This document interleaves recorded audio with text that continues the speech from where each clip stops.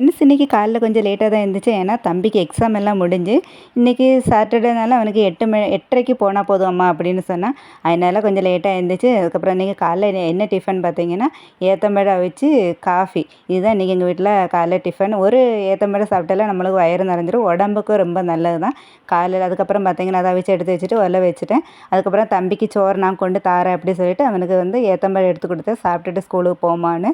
திரும்ப பார்த்தீங்கன்னா உலையெல்லாம் வச்சுட்டு அரிசி அடுப்பில் போட்டு இன்றைக்கி சனிக்கிழமை கோயிலுக்கு போகணும். அதனால் இன்றைக்கி நான் தயிர் சாதம் தான் செஞ்சேன்.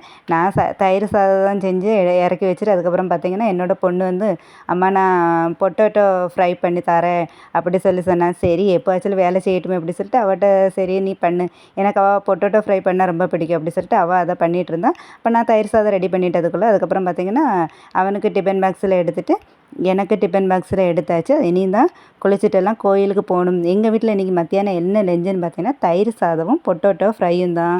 அப்புறம் உங்கள் வீட்டில் என்ன ஸ்பெஷல்னு மறக்காமல் கமெண்டில் சொல்லுங்கள்.